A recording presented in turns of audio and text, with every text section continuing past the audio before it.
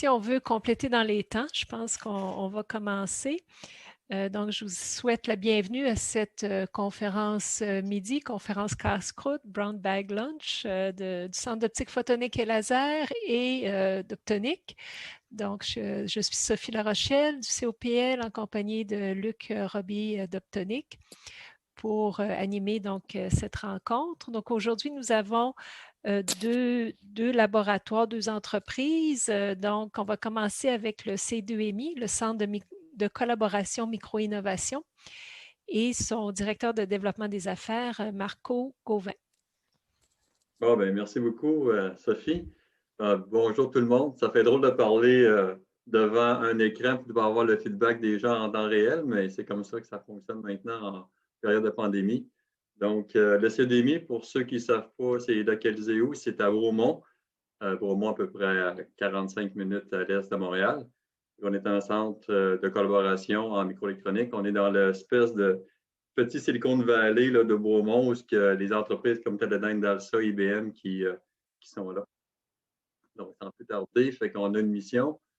Vous voyez un petit peu la mission sur l'écran. C'est vraiment un centre pour aider à la commercialisation des pièces. On est vraiment dans le prototypage, mais on est aussi capable de faire des petits volumes de production de certains clients qui sont chez nous ou qui ont des problèmes, en fait, après avoir fait leur premier prototype. Ils n'ont pas encore assez de volume pour intéresser des plus gros joueurs, comme par exemple IBM ou des joueurs en Asie comme ASE, Amcor. Fait qu'on s'est rendu compte qu'on laissait souvent des clients peut-être en plan sans avoir une solution à petit volume. Fait que depuis 2 ans, on est certifié ISO 2001. Puis on est capable, on a toutes les procédures en place ou les processus en place pour être capable de faire qu'on appelle de la prestation répétable, donc de faire des petits volumes de production pour aider nos clients à grandir encore davantage. Donc, le CDMI a été fondé en 2010. Ça fait quand même, ça va vite finalement, ça fait quand même plus de 10 ans. C'est un OSBL. Il y a quand même pas mal d'argent qui ont été investis dans le centre. On est rendu une infrastructure de plus de 200 millions de dollars. Il y a eu un aide gouvernementale au début, si vous ne le savez pas, on a eu de l'aide du gouvernement fédéral, du gouvernement provincial pour mettre en place ce centre-là. Puis, depuis ce temps-là, il y a quand même pas mal d'investissements qui ont été faits dans le centre. Puis, ce qui est intéressant avec le centre, c'est un organisme à but non lucratif, comme je disais. Puis, on utilise le mot, je vais dire surplus, on ne va pas dire profit, mais tous les profits qu'on fait, ils sont réinvestis dans le centre. Puis, le but est de s'équiper des derniers équipements pour être capable de faire grandir l'écosystème québécois/canadien pour offrir une solution encore plus adéquate. Fait que c'est assez facile de justifier des équipements lorsqu'il y a un besoin client ou qu'on sent qu'il y a un besoin de façon générale. Fait que c'est plus facile de justifier, mettons, du capital pour faire grandir le centre. Donc, on est à environ une infrastructure de 218 millions de dollars. Fait que on n'est pas nécessairement en recherche fondamentale. On est plus, mettons, sur l'échelle, vous connaissez peut-être l'échelle TRL, on est plus entre 3 et 7. Donc, les clients viennent nous voir avec déjà un concept, ils savent déjà un peu ce qu'ils veulent, puis on va les aider finalement à développer leurs produits, leurs prototypes pour l'emmener finalement vers une commercialisation plus tard, en allant vers les grandes industries. On a IBM, comme je disais tout à l'heure, on est dans le même parc à Bromont. On a IBM qui est notre partenaire, que lorsque les volumes sont rendus plus grands, peuvent être facilement migrés vers IBM. Puis, vous allez voir aussi l'offre de services qu'on a. On peut faire des MEMS, encore une fois, avec Teledyne DALSA qui est dans le parc industriel. Donc, on est vraiment à l'échelle 3 à 7. Donc, c'est vraiment, comme vous le voyez, c'est vraiment un centre pour accélérer la commercialisation. Fait qu'il y a plusieurs choses qu'on va discuter par rapport à ça. Fait que les 4 offres de services, je vais juste sortir ma petite photo ici. Les 4 offres de services qu'on a vraiment au centre, les MEMS, pour ceux qui ne savent pas c'est quoi, on retrouve ça dans plusieurs de nos appareils de tous les jours. Je vais en parler tout à l'heure. La mise sous boîtier complexe, là, ce qu'on appelle finalement vraiment packaging, c'est vraiment de prendre des puces électroniques puis de les mettre sous boîtier pour que ça soit capable d'être utilisé plus tard. On a maintenant, depuis 2016, une offre que j'appelle SMT ou First Level Packaging. C'est vraiment du surface mount, de faire de la tâche à la carte. Puis, on a effectivement un lab extraordinaire pour la fiabilité et la caractérisation qu'on appelle en anglais FA, Fair Analysis. Le lab nous emmène énormément de clients. C'est vraiment le fun parce que les gens nous viennent souvent parce qu'ils ont besoin de nos services pour le lab. Puis, après ça, ils découvrent finalement le centre avec tout ce qu'on peut offrir. Fait que souvent, le client peut revenir avec d'autres besoins plus en assemblage ou en MEMS. Fait que le lab est une belle porte d'ouverture sur le monde, je dirais. Donc, sans plus tarder, mettons les MEMS, quelques exemples ici qu'on peut voir. Fait que des MEMS dans nos téléphones cellulaires, il y en a vraiment plusieurs, comme par exemple un microphone. Fait que moi, je ne connaissais pas nécessairement beaucoup les MEMS avant de joindre le CDUMI en 2018. Mon background est plus du côté assemblage. Puis, pour le bénéfice des gens qui ne savent pas c'est quoi, vous pouvez imaginer une puce électronique standard, mais la différence, c'est que la structure de la puce peut réellement bouger. Comme vous voyez ici, l'image, je ne sais pas si ma souris est visible, mais l'accéléromètre que vous voyez ici, c'est des sensors qu'on peut retrouver, par exemple, dans les téléphones, encore une fois, mais dans des voitures pour déployer les sacs gonflables. Donc, vraiment, lorsqu'il y a un choc, vous voyez un petit peu comme les petits springs, là, fait que ça va venir comme activer le circuit lors de la désaccélération. Vous pouvez voir le même, c'est comme étant une puce électronique, mais qui bouge. Vous voyez ici les miroirs. Vous pouvez voir évidemment que le miroir peut bouger selon les signaux qu'ils ont. Donc, c'est un petit peu ce qu'on fait. Fait qu'on a une fab une fab, c'est des wafers qui ont un diamètre de 200 mm ou 8 pouces. Puis, fait que la manière que ça fonctionne au centre, c'est que DALSA, qui font, mettons, les volumes de production, font leur développement au C2MI, puis les équipements qui sont utilisés par DALSA pour développer leurs produits sont aussi utilisables pour nos clients par le C2MI. Donc, on utilise des équipements de production pour faire des prototypes qui aident énormément les clients à passer, mettons, du mode prototypage vers la production parce que tous leurs produits développés sur des équipements de production. Ça, c'est des exemples de MEMS. Il y en a d'autres. Il y en a dans les jeux vidéo. Alors, tu peux le voir qu'il y en a dans plusieurs autres choses. Cette image-là ici, c'est mon affaire encore un petit peu. Fait qu'il y a différentes utilisations. On a des nanosatellites, on a différents clients dans différentes sphères. On va parler peut-être plus tard, caméra, infrarouge, des bolomètres. Je pense qu'il y en a même Éric Janel qui écoute présentement. Éric Janel est un de mes collègues qui est dans le développement des affaires, puis Éric est beaucoup plus spécialisé l'offre de service des MEMS. Vous voyez ici encore une switch optique avec un client canadien dans ce cas-là. Donc, vous voyez encore chaque jour des exemples de MEMS. Puis, fait que l'autre offre de service, sur ma page tout à l'heure, il y avait par exemple les MEMS. Après ça, il y avait l'assemblage, mise en boîtier ou packaging en anglais. Vous voyez un petit peu les images qui sont là, c'est des vraies images, c'est les images du centre. Fait que c'est un peu le même principe que pour la partie MEMS, où on utilise des équipements de production. Dans ce cas-là, notre partenaire qui est impliqué avec nous, c'est IBM. Fait que IBM fait le développement de leurs produits au centre. Il y avait une espèce de... je me souviens, moi, je viens de IBM.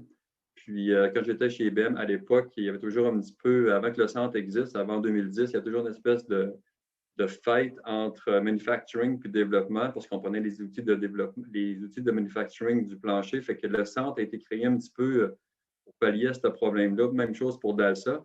Fait qu'IBM développe leurs produits au centre, au C2MI, mais les équipements ne sont pas utilisés à 100% du temps par IBM. Fait qu'on peut les utiliser aussi pour rencontrer les besoins de nos clients.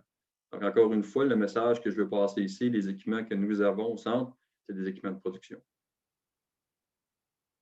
Donc, voici quelques exemples qu'on peut faire en mise sur boîtier. Je ne sais pas si ma souris, on peut la voir, mais flip chip, là, pour ceux qui ne savent pas trop c'est quoi, c'est vraiment une puce électronique qui est vraiment flippée sur son substrat avec des connexions, des micro-billes en soudure, avec une espèce de colle qu'on appelle on the fill qui est mis ici. Donc, c'est vraiment la spécialité au C2MI là, avec les équipements que nous avons.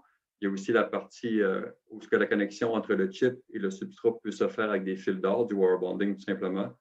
Puis vous voyez ici une vraie photo encore dans le sens qui est une photo du C2MI où est-ce qu'on peut voir un équipement de placement qui vient déposer finalement une puce électronique sur un circuit. C'est un outil qu'on appelle la Datacon. C'est vraiment, mettons, ce que vous voyez présentement, c'est de mettre des puces sur un substrat. Les substrats peuvent être organiques, en céramique ou en métal, différents types d'applications, différents besoins. Donc, d'autres exemples, souvent les puces, lorsqu'on les reçoit, on ne les reçoit pas en forme séparée, en chiplets, on les reçoit vraiment en forme de wafer. Donc, les wafers peuvent avoir différents diamètres, des diamètres, comme j'ai dit tout à l'heure, tantôt de 8 pouces et de 200 mm, mais dans la microélectronique, à plus haut volume, souvent les wafers sont plus gros, ils ont 300 mm ou 12 pouces. Fait qu'on a les équipements nécessaires au C2MI pour venir couper finalement le wafer pour réussir à extraire les puces électroniques du wafer pour être capable de les mettre sur le boîtier plus tard. Fait, vous voyez un équipement ici qu'on appelle wafer grinding. Souvent, les wafers sont trop épais pour l'application demandée. Fait qu'avant de les dicer, avant de les couper, on va les grinder pour amincir les wafers. Il faut une information personnelle. Un wafer typique a environ 735 microns d'épais. Puis souvent, après grinding, on va se ramasser autour de 350. C'est jamais pareil d'un client à l'autre, mais c'est l'ordre de grandeur.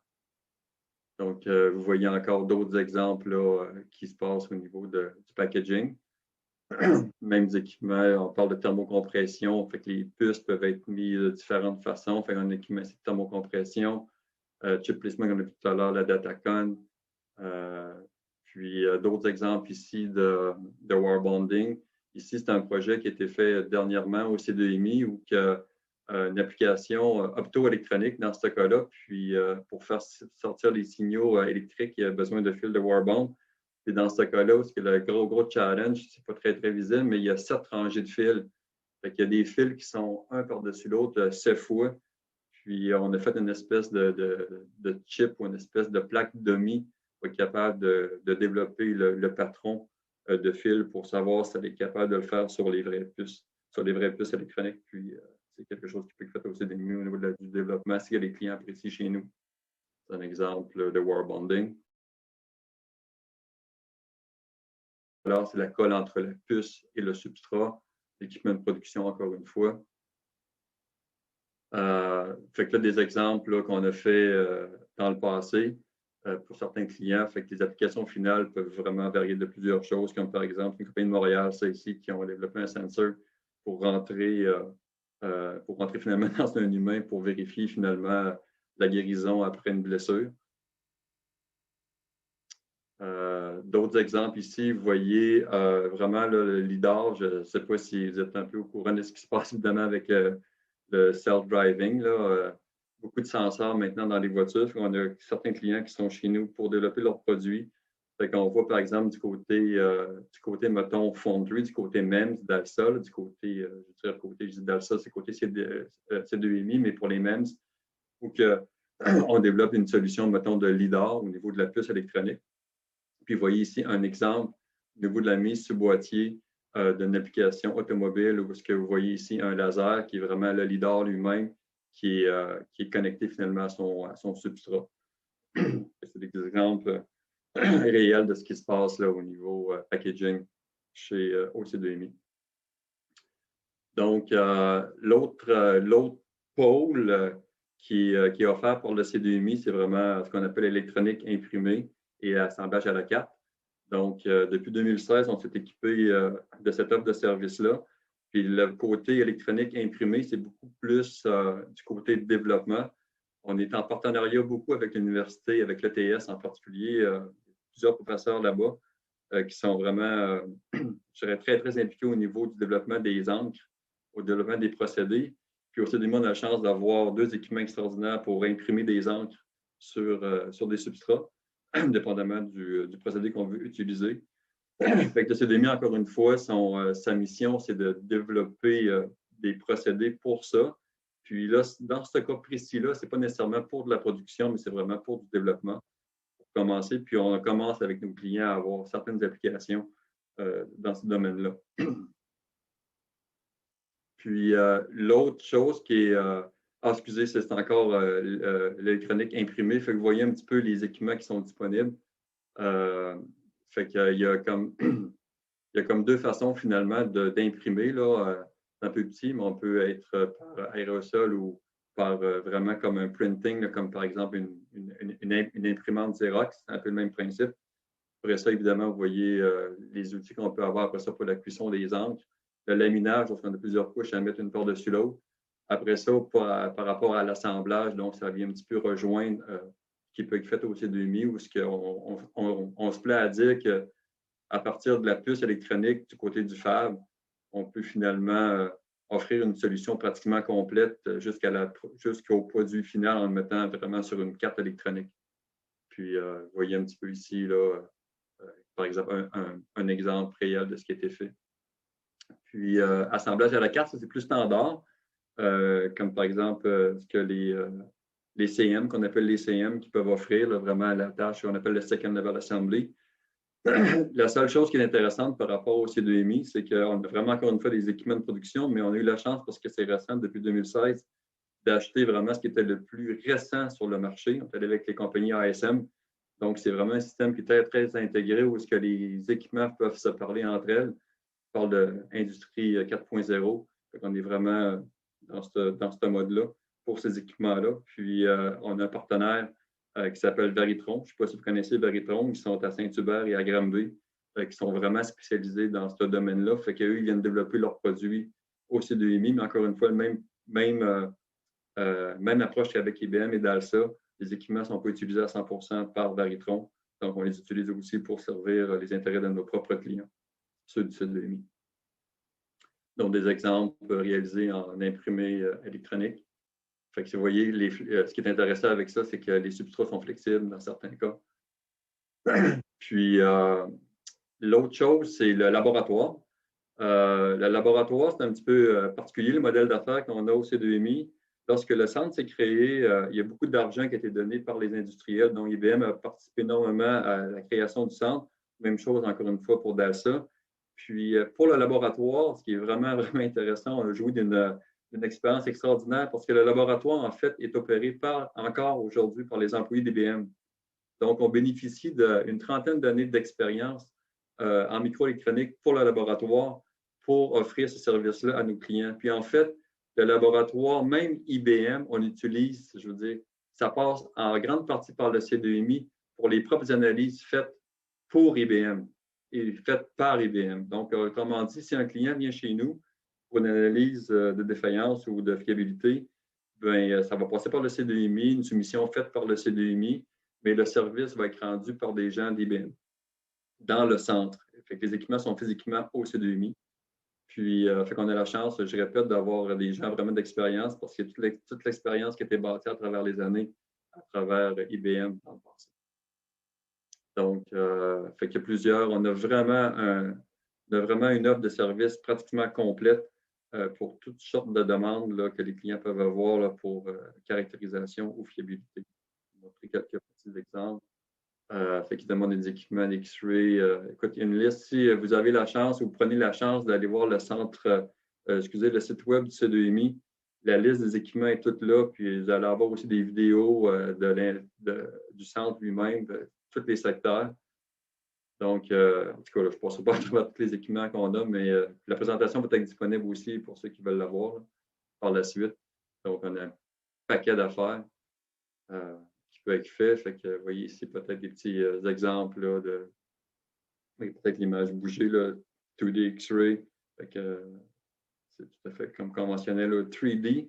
X-ray, ce qui est intéressant par rapport à ça, c'est qu'on n'est pas nécessairement obligé de détruire la pièce. Là. On peut juste la mettre dans la machine pour voir ce qui se passe. Que vous voyez ici le 3D, là, vous allez voir comme une anomalie, là, ça c'est vraiment, mettons, les séquettes qui se trouvent entre une puce et son substrat. Puis vous allez voir là, dans quelques secondes une espèce de protrusion là, qui n'est pas nécessaire, qui ne devrait pas être là en fait, là, ça devrait arriver bientôt. Donc, vous voyez ici l'espèce de petite boule là, qui peut faire un short avec son. Fait qu'on est capable de faire ça sans détruire la pièce. C'est un exemple. Puis, donc, le modèle de collaboration avec le centre, j'en ai parlé déjà beaucoup, faites-le vous-même. Fait qu'il y a juste, en fait, faites-le vous-même. Il y a juste IBM, DALSA puis Veritron. Puis le modèle qu'on préconise plus, le développement des affaires, c'est plus avec l'équipe CDMI. Donc, si un client vient nous voir, c'est vraiment à travers, vous voyez ici, avec l'équipe CDMI, c'est vraiment à travers, mettons, toute l'expertise des gens. On est à peu près une cinquantaine de personnes qui travaillent au CDMI en différents domaines. Puis évidemment, dans le lieu, vous voyez, c'est un écosystème complet. Fait que si on n'est pas capable d'offrir une solution complète à notre client, puis on a accès à une panoplie de personnes, de groupes pour peut-être référer ces clients-là à d'autres personnes. C'est comme ça que ça fonctionne. Fait que faites-le vous-même, IBM, les étudiants, fait que l'infrastructure, on est associé à l'Université de Sherbrooke. Vous voyez un petit peu l'équipe du C2MI. Fait qu'il y a beaucoup de choses qui ont été créées depuis la création. Je veux dire le nombre de partenariats qui a augmenté. Vous voyez un petit peu là, quand ça a commencé en 2010-2011, on est passé de 5, on est rendu autour de 341 présentement. Fait que l'écosystème grandit de façon dynamique. On est en pleine croissance. On vient d'engager 2 nouveaux directeurs cette semaine. Ils vont commencer la semaine prochaine. Donc, le centre est vraiment en explosion. C'est vraiment un endroit très, très génial pour y travailler.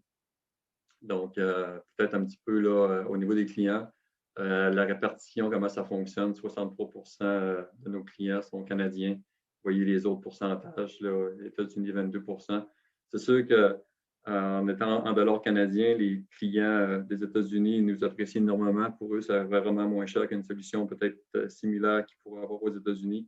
On est, au niveau pricing, c'est très bien.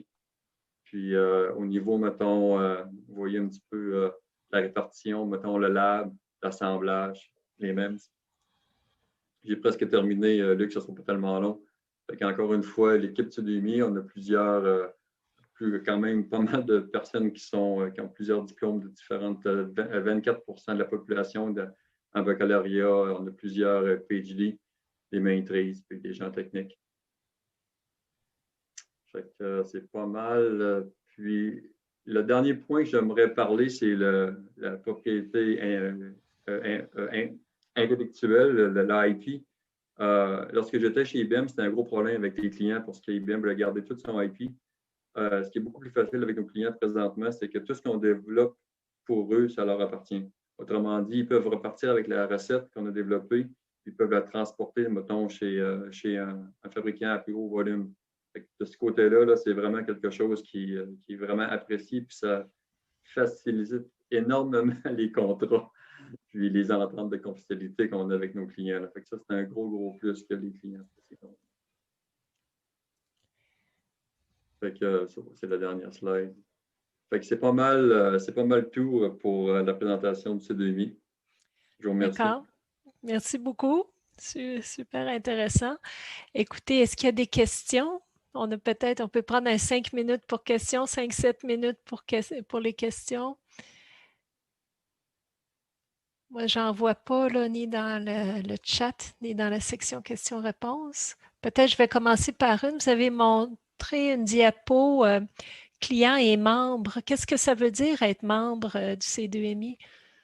Bien, en fait, être membre, c'est que lorsque tu es membre du C2MI, c'est que tu as accès vraiment à tout l'écosystème. C'est un membership qui est de 500 $ à vie. Fait que tu payes une seule fois. Puis, fait que tu as accès finalement à tout ce que le C2MI peut offrir là, de façon, je veux dire, tu as accès. Puis, en fait, ce que ça donne aussi, c'est que tu as une visibilité sur la page web du C2MI de ton entreprise. Ça permet aussi de faire, mettons, du maillage, puis de faire grossir le C2MI, de faire grossir l'écosystème. OK, donc, mais il n'y a pas de tarif préférentiel ou de service préférentiel pour les membres. Non, c'est ça. Membre, ça veut juste dire que tu fais partie de l'écosystème, en gros. C'est ça. OK, c'est bon. Est-ce qu'il y a d'autres questions? Moi, j'en aurais une petite, Luc. Marco, lorsque vous parlez que vous faites du grinding de wafer, de passer de 700 microns à 300, est-ce que c'est à toutes les fois que vous devez grinder les wafers ou bien non? Non, ça dépend vraiment de l'application. Lorsqu'il y a, par exemple, l'épaisseur ortho du module, comme par exemple, vous imaginez dans un téléphone cellulaire, c'est très important que ça soit mince. Fait que c'est vraiment une question mécanique, là, dans le sens qu'il faut que l'épaisseur ortho du module ne soit pas trop épaisse. Fait que c'est pour ça que le wafer ou le chip doit être grindé, tout simplement. Mais je te dirais que c'est pas à tous les fois, mais c'est au 75% du temps, je dirais qu'il faut grinder les chips. Et donc, pour vous, pour qu'un projet soit intéressant, là, quelle envergure de projet là, vous intéresse par rapport, par exemple, à des choses peut-être que vous allez diriger vers l'Université de Sherbrooke ou des choses comme ça. Donc, En fait, c'est ça. Si c'est du développement fondamental, par exemple, recherche fondamentale, c'est sûr que ce n'est pas le C2MI. Il faut vraiment que la preuve de concept soit déjà établie. Il faut que le client arrive déjà avec ce qu'il veut un peu. Là. Il ne peut pas juste comme avoir une idée là, vague. C'est plus l'Université de Sherbrooke qui va faire ça au niveau du développement. Puis quand c'est établi, fait qu'on va vraiment aider le client à, je veux dire, à peaufiner son idée pour la rendre commercialisable, pour la rendre, pour que les coûts soient aussi intéressants. Fait que pour la grandeur des projets, là, c'est la beauté du C2MI. On n'est pas limité par quelque chose de petit. C'est plutôt l'inverse. Lorsque le client arrive et il y a trop de pièces à fabriquer, mettons en plusieurs millions de pièces, ben c'est juste trop gros. On n'a pas l'infrastructure pour supporter ça. Fait que c'est intéressant parce que les gros joueurs comme ASA, Amcor, j'ai plusieurs contacts avec eux. Lorsque les clients les appellent, eux, pour faire des choses qui ne sont pas assez gros, ben, ils nous les réfèrent. OK. Après Donc, ça, vous avez votre niche. Donc, oh, on a une question. Est-ce qu'il y a des solutions d'encapsulation pour des puces de photonique intégrées, incluant le couplage avec les fibres optiques? Oui, on a une offre de service par rapport à ça. Justement, on est en train d'engager dernièrement une personne connaissante plus. C'était un manque qu'on avait, mettons, au C2MI. On s'aperçoit qu'évidemment que cette offre de service-là prend de plus en plus d'ampleur à travers le monde. Puis, fait que oui, on a beaucoup d'équipements par rapport à ça. Puis, je répète encore la même chose. Tout ce que IBM aussi, ils sont très, très forts dans ça. Tout le développement de IBM se fait au C2MI. Puis ces équipements-là, c'est les mêmes équipements, encore une fois, qu'on peut utiliser pour nos clients au C2MI. Donc, oui, il y a un offre de service par rapport à ça. Peut-être, si je peux ajouter, est-ce que les chercheurs universitaires peuvent avoir accès à vos services par CMC Microsystems, par exemple? Oui, la manière ça fonctionne avec l'université, je ne sais pas si je comprends bien la question, mais les chercheurs, fait que le centre, évidemment, fait partie de l'écosystème de l'Université de Sherbrooke. Fait que oui, les étudiants, dans certains cas, peuvent utiliser les équipements du centre, mais c'est toujours un petit peu sous supervision des membres du C2MI.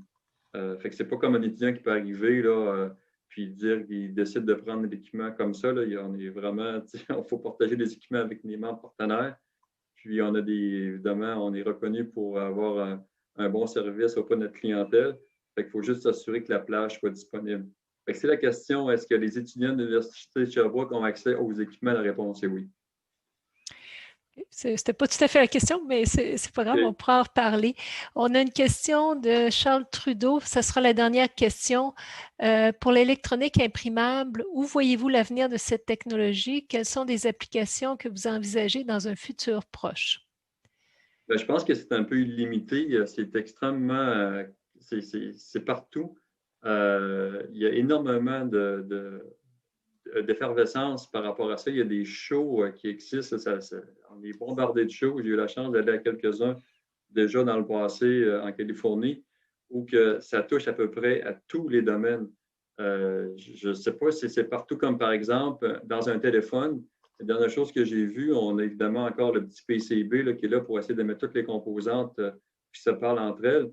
Puis, ben, par impression, ce serait possible, par exemple, d'imprimer directement la circuiterie dans le boîtier lui-même de plastique.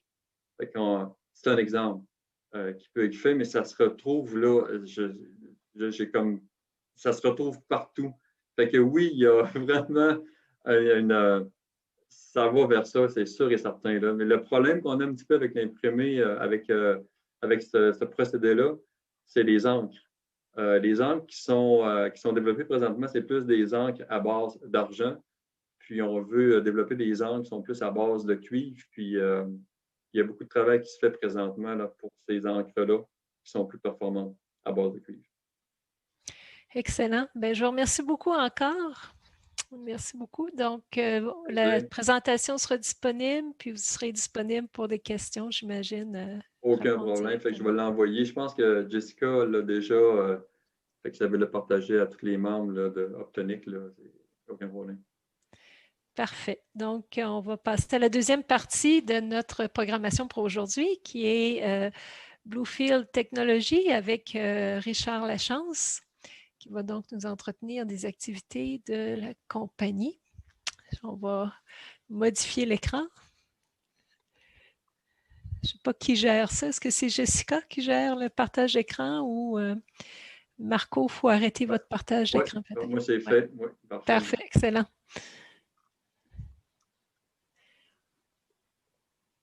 OK, alors bonjour, vous m'entendez?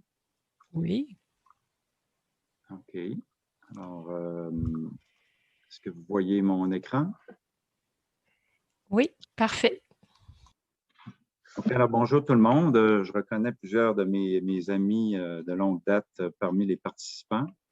Alors aujourd'hui, je vous présente Bluefield Canada, une compagnie, une start-up de Québec qui a eu plusieurs itérations. Pour ceux qui se souviennent, dans le passé, ça a déjà été GPI, Gas Plume Imaging Technology. Mon background, c'est de l'optique. J'ai fait mes études graduées à l'Université Laval. Après ça, j'ai travaillé en télédétection avec Bowman à l'époque, ABB, participé à Teraction la première phase. Ensuite, j'ai travaillé comme consultant chez Telops. Alors, c'est l'infrastructure de Québec qui a grandi au cours des années. Alors, Bluefield, je vais vous présenter où on en est aujourd'hui. Je vais vous présenter les solutions qu'on a développées, des solutions terrestres, aéroportées et aussi spatiales. Je vais vous parler un peu de technologie pour les amateurs de sciences, puis un petit peu les projets en cours et en développement. Alors, Bluefield, quand j'ai rencontré le cofondateur Yotam Ariel, on a comme pivoté la technologie de GPI de retour dans l'espace pour mesurer les émissions de méthane à partir d'une constellation de microsatellites en orbite basse. Alors, l'idée, c'est de prendre la technologie qui a été développée dans le passé avec mon expérience et des différents partenaires pour mettre ça dans des microsatellites. Alors, c'est ce qu'on a démarré en 2017 avec des investisseurs de Silicon Valley. On a levé à peu près 2 millions de dollars US pour le développement de cette constellation de microsatellites. Puis en 2020, en mars 2020, la pandémie est arrivée. Alors, on était sur le bord de commencer la fabrication de nos senseurs pour les envoyer dans l'espace. Alors, ce qu'on a fait, c'est qu'on a inversé notre plan de match. On a devancé l'analyse des données plutôt que, on a mis une pause sur le développement hardware, la conception des senseurs pour analyser des données d'autres satellites en attendant que la pandémie se dissipe puis que le marché reprenne. Alors, on a développé un petit peu on a continué notre expertise en développement à partir des données du satellite Tropomi sur Sentinel-5, un satellite de l'Agence spatiale européenne. Puis, on a fait comme si on avait déjà nos propres satellites en orbite. Alors, on a développé des bases de données, des portails pour des clients à qui on vend la détection des émissions de méthane à travers le monde, telles que mesurées quotidiennement par le senseur Tropomi. Alors, ça, c'est notre développement à jour. On a un portail avec la détection quotidienne d'un très grand nombre d'émissions de méthane. Je suis moi-même surpris de voir à quel point la planète émet. C'est beaucoup plus que ce qu'on en parle dans les journaux puis les médias. Alors, notre outil est utile à différents clients, du pétrole, des banques, des hedge funds, des compagnies d'assurance, du militaire, etc., qui voient à travers l'historique temporel depuis les premières mesures de tropomie en 2018, mi-2018 jusqu'à aujourd'hui, sur toute la surface de la planète avec des différentes méthodes d'analyse. Alors ça, c'est Bluefield aujourd'hui. Puis, Bluefield Canada, c'est comme l'expansion de Bluefield Space pour des applications plus terrestres et aéroportées pour différents joueurs de l'industrie qui peuvent bénéficier de cette technologie-là de mesure de gaz à effet de serre. Ce n'est pas juste le méthane, comme je vais vous le montrer dans notre développement technologique. C'est la plupart des gaz à effet de serre comme les NOx, les SOx, les N2O, les NH3, etc. Des gaz à petite formule moléculaire qui ont des belles bandes d'absorption spectrale. Puis, là, ici, je vais parler un peu de tech pour bien comprendre ce qu'on fait. Alors, l'avantage de Bluefield ou la niche, c'est d'avoir une technologie un peu différente de ce qui se fait habituellement dans les senseurs de gaz. D'habitude, c'est des spectromètres diffractifs pour identifier les différentes bandes d'absorption pour ensuite faire une analyse spectrale. Nous, ce qu'on fait, c'est plus une approche radiométrique avec une cellule de gaz à l'intérieur du senseur. Alors, l'idée, c'est d'en avoir deux qui permettent de faire un différentiel en temps réel. Alors, ici, sur l'image à gauche, on a une source de lumière, on a une cellule, on a une plume ou un panache de gaz à détecter. Puis la radiance arrive à travers deux chemins optiques dans notre senseur. Un qui contient un échantillon du gaz à détecter. Dans ce cas-là, dans l'image, on met du méthane. Puis un canal vide pour mesurer tout ce que verrait le senseur. Alors, l'idée, c'est d'avoir des CCD dans l'infrarouge, des Focal Plane Arrays, soit dans le short wave, dans le mid wave ou dans le long wave, qui prennent une image du champ de vue à travers ces deux cellules d'absorption, puis ensuite de faire un différentiel pour faire ressortir la présence ou l'absence du gaz à détecter. Alors ça, c'est l'image globale. Alors, il y a une partie software qui est l'analyse, puis la partie hardware. Alors, la beauté de ça, c'est que ça se fait en temps réel. L'identification de gaz se fait par mère nature à la vitesse de la lumière, qui permet de simplifier beaucoup le processus, contrairement à supposons, des interféromètres Michelson où il faut faire un scan, ensuite il faut faire une transformée de Fourier, il faut faire une comparaison avec des raies d'absorption connus. Dans notre cas, on dit s'il y a du gaz ou pas selon ce qui est dans la cellule de référence. Alors, on utilise essentiellement toutes les raies disponibles dans la bande passante choisie, ce qui permet de faire un ping de référence comparé à ce qui arrive du champ de vue avec un très, très grand nombre de raies d'absorption, ce qui permet à la corrélation optique d'être très puissante et indépendante des interférents.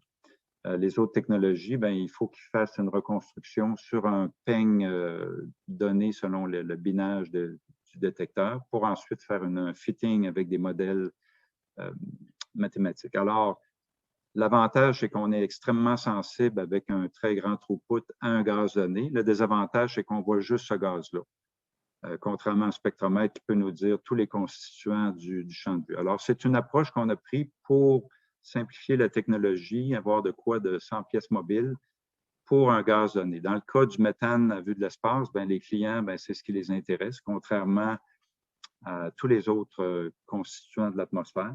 Alors, pour ce business case-là, ça tient la route, puis aussi pour nos autres business cases. Alors, on ne veut pas compétitionner avec les FTIR ou les autres types de senseurs qui ont un autre type d'application. Nous, c'est notre niche. Alors, ça permet de voir directement la présence ou l'absence d'une puff de gaz, d'une plume de gaz dans un champ de vue, avec l'indépendance au background, l'indépendance au mouvement. Comme vous pouvez comprendre, la technologie elle-même a beaucoup d'avantages. Une autre dimension de notre approche, c'est qu'ayant des vraies images à très haut framerate On peut avoir des SNR extrêmement élevés. Puis, le Massive Oversampling nous permet d'aller beaucoup plus en profondeur dans la mesure des données, parce que là, on peut faire intervenir des techniques d'imagerie avancée, du machine learning, de l'intelligence artificielle, pour aller beaucoup plus en profondeur, puis aller détecter des niveaux de signaux extrêmement faibles. Alors, c'est ce qui nous permet d'identifier, de détecter, de visualiser, puis de quantifier les images qu'on mesure. Quand on dit qu'une image vaut 1000 mots, bien, comme notre cerveau est très puissant à extraire de l'information d'images, bien, on essaye de faire la même chose avec notre senseur. Alors, par exemple, si je vous présente une image à très basse résolution avec un très haut niveau de bruit, bien, votre cerveau peut identifier qu'est-ce que c'est dans ce cas-là. Ou dans l'autre cas ici, si vous reculez un peu ou si vous clignez des yeux, vous pouvez fort probablement savoir de quoi il en est. Alors, de la même manière, notre technologie d'analyse d'images avec les données de GFCR en imagerie nous permettent de mettre le doigt sur qu'est-ce qu'on mesure exactement. Alors, vous l'avez probablement deviné. Ici, on a la Mona Lisa et des personnages bien connus. C'est ce que la technologie va faire. Alors, dans les spectromètres classiques, ben, il faut qu'il y ait un scan de l'image, des bandes à reconstituer. Après ça, c'est beaucoup plus difficile que quand on a un très haut framerate de vraies images qu'on peut combiner. Alors là, l'identification est plus facile. La géométrie de notre technologie, qu'on soit dans l'espace ou ailleurs, c'est qu'on mesure un signal qui est c'est un senseur passif. Alors, dans notre cas, on utilise le soleil comme source de signal. Le soleil traverse le gaz à détecter et revient au senseur. Alors, ça permet d'avoir des senseurs compacts à basse consommation d'énergie. Contrairement à d'autres technologies comme du Active LIDAR, je sais que l'Agence spatiale européenne développe Merlin, qui est un gros senseur à laser actif qui envoie un faisceau au sol puis qui mesure l'énergie réfléchie. Pour notre constellation de microsatellites, ben, ça ne faisait pas de sens d'aller dans cette direction-là. Alors, c'est pourquoi on a choisi le GFCR. Alors, un peu plus l'historique de notre parcours. On a commencé avec des prototypes en laboratoire à la fin 2017 au COPL. On a développé notre technologie avec différents partenaires de Québec comme Novasys, AIWorks à l'époque, OMP. Ça nous a permis de fabriquer des différentes générations de prototypes qu'on a pu tester au sol et en hélicoptère aussi, pour différents clients qui avaient signé des campagnes de tests et de validation et de démonstration. On a fait nos premiers tests sur la raffinerie Jean-Gaulin ici à Lévis en octobre 2018 par des froids de moins 25 degrés avec la porte ouverte de l'hélicoptère à 250 km/h. Alors, laissez-moi dire que c'était assez frisquet, mais ça a permis de pousser la technologie à son maximum. On a fait aussi des campagnes de tests à Stoneham, dans la caserne de pompiers. Ils nous ont prêté leur champ de test en arrière pour faire des campagnes de mesure. On a amené des bonbonnes de méthane, on a fait des tests en hélicoptère. Puis, on était aidé par la compagnie FluxLab de Nouvelle-Écosse qui sont venus agir comme testeurs indépendants. On a fait des campagnes de mesures blind testing, c'est-à-dire qu'ils ont fait des mesures, des relâches que nous ne connaissions pas, avec des niveaux d'intensité prédéfinis. Nous, en hélicoptère, on mesurait les relâches, puis on a ensuite compilé les résultats pour le client qui voulait savoir la puissance de notre technologie. Un Major Oil and Gas, un des 3 plus gros au monde qui s'est rendu à Québec pour voir ces campagnes de tests-là. Alors, ça a très bien été. On a eu des excellents résultats. On a fait aussi des tests avec DRDC, le département de la Défense aussi intéressés par notre technologie pour d'autres applications que vous pouvez imaginer. Alors, détection de gaz de toutes sortes pour des applications de défense principalement. On a aussi fait des tests en stratosphère. On a lancé un autre prototype à 30 km en haute altitude pour faire d'autres démonstrations de nos cellules à gaz, par exemple. Alors, la technologie de Bluefield a avancé beaucoup au cours des années. Puis là, on est rendu à l'étape de commercialisation. On a des plans de développer des senseurs non-space, des senseurs pour différents clients terrestres. Puis on a déjà des contrats de développement en cours. Puis on a des plans assez élaborés. On a notre système de monitoring intégré.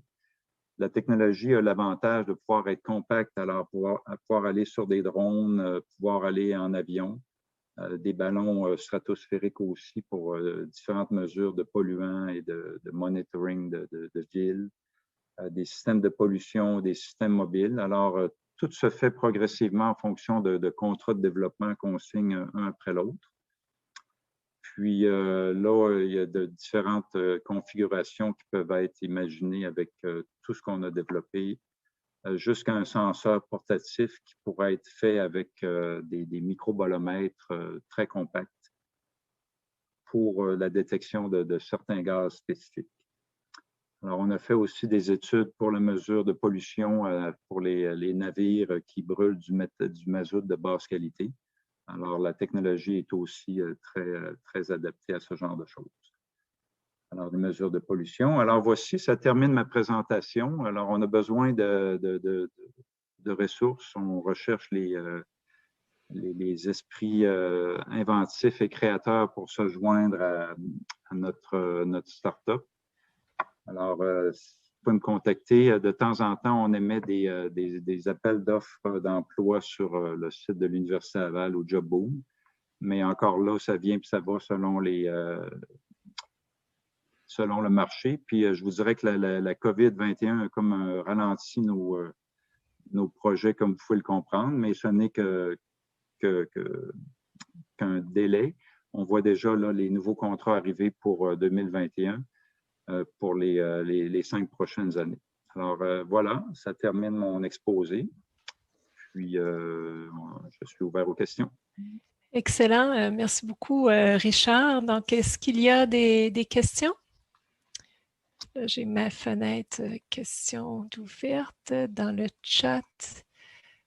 Je regarde voir qu'est-ce qui se passe. Moi, j'aurais une question au niveau des mesures d'émissions de gaz à effet de serre.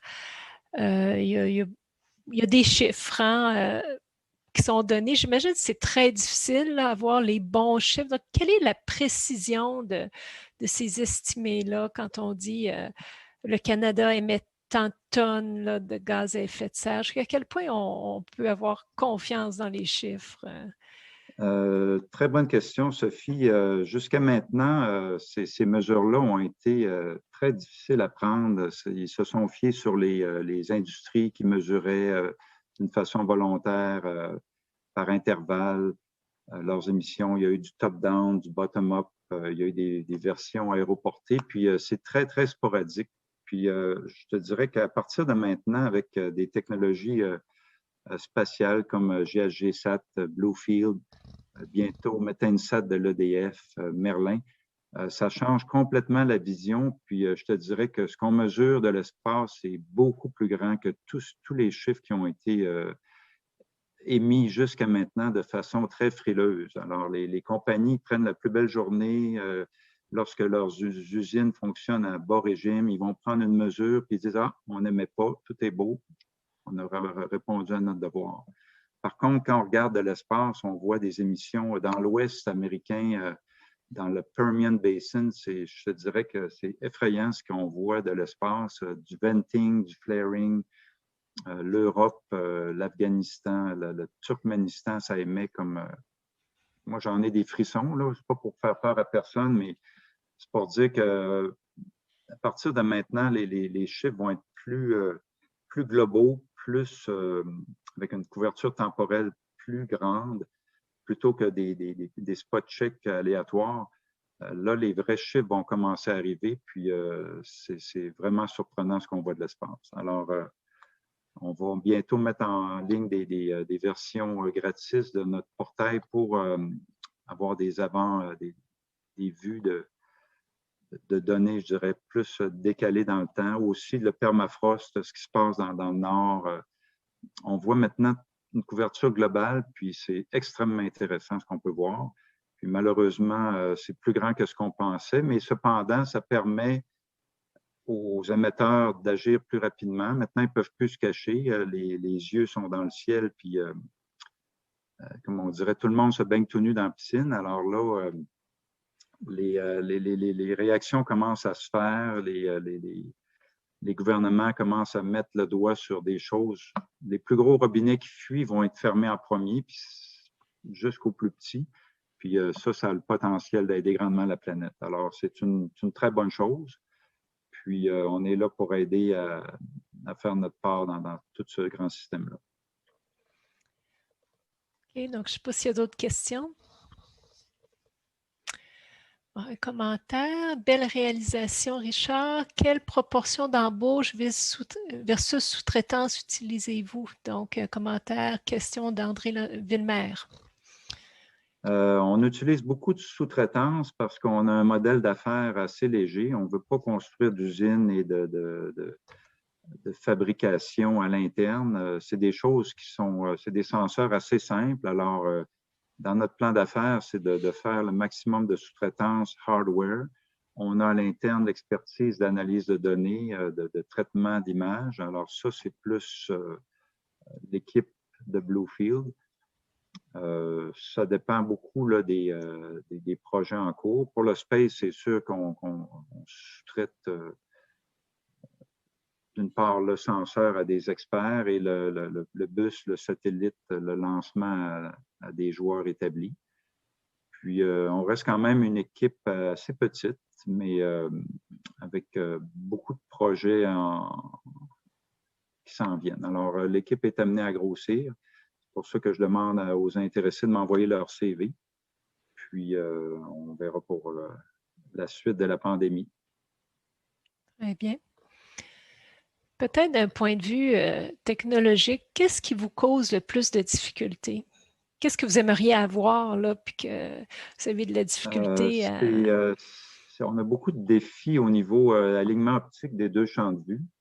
Parce que de l'espace, quand on veut faire un vrai différentiel, il faut être le plus possible aligné mécaniquement. Il y a une possibilité de faire des corrections algorithmiquement, mais le défi au niveau du senseur, c'est beaucoup au niveau du design optique, puis la réalisation thermale. C'est l'optimisation des télescopes, le F-number. De l'espace, c'est un défi. Du sol, c'en est un autre. Alors, c'est ce qu'on travaille en ce moment. OK. D'autres questions?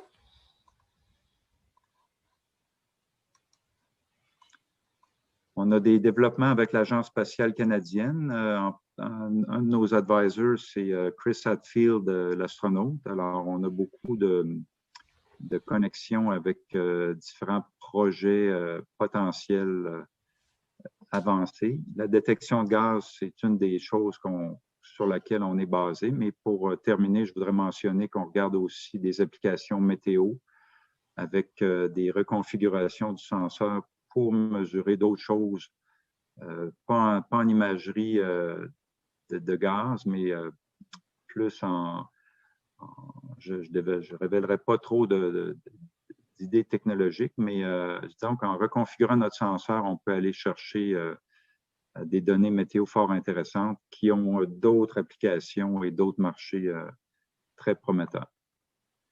D'accord. Donc, un autre commentaire. Utilisez-vous aussi l'infrarouge thermique et ensuite versus réflective? Le senseur est en infrarouge shortwave pour le méthane parce qu'il y a une belle bande à 2,3 microns. le méthane a aussi une bande mid-wave à 3,3 microns qui est aussi utilisée par Bluefield. Puis là, on est en train de regarder dans le long wave plus vers les 10-14 microns.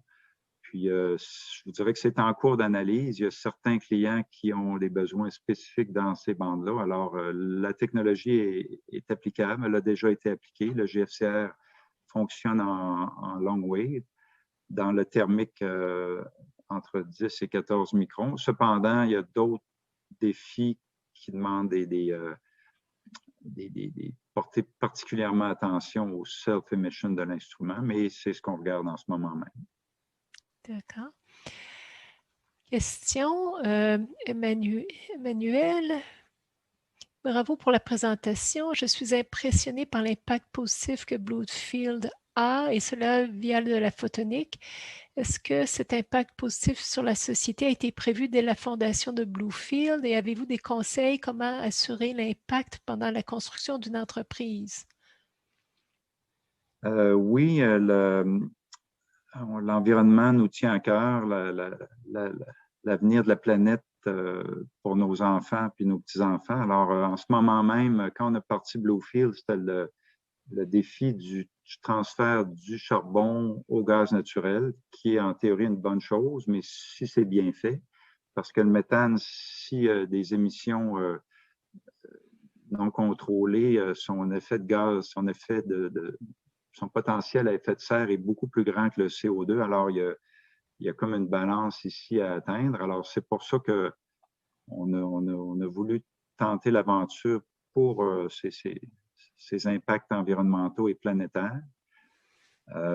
Mais comme toute start-up, c'est des défis de trouver le financement, les clients, la technologie, les partenariats, l'équipe.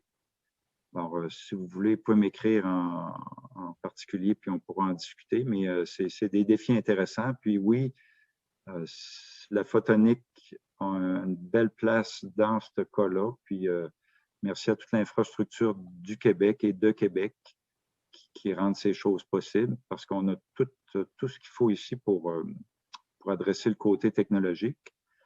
Puis le côté marché, bien là, ça, c'est une autre affaire. On pourra en jaser à un autre moment.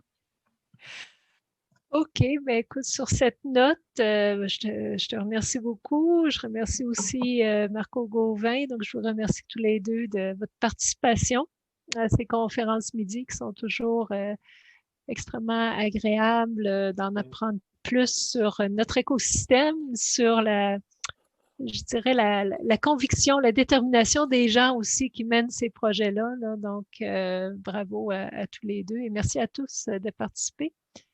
Merci à Optonic aussi. Et puis, la semaine prochaine, on a 2 autres entreprises, mais là, je ne peux pas vous dire, je ne me souviens pas. Je peux compléter pour le 12 mars. compléter. Donc, ce sera Eponix et puis SB Quantum pour le 12 mars prochain. Okay. Mais je voulais quand même profiter de l'occasion pour remercier Richard Lachance, donc, de Bluefield, et puis Marco Gauvin de S2MI. Je pense que très apprécié. Et puis, pour le financement ou autre, il peut y avoir des discussions, effectivement. Et merci à tous. D'accord. Au revoir.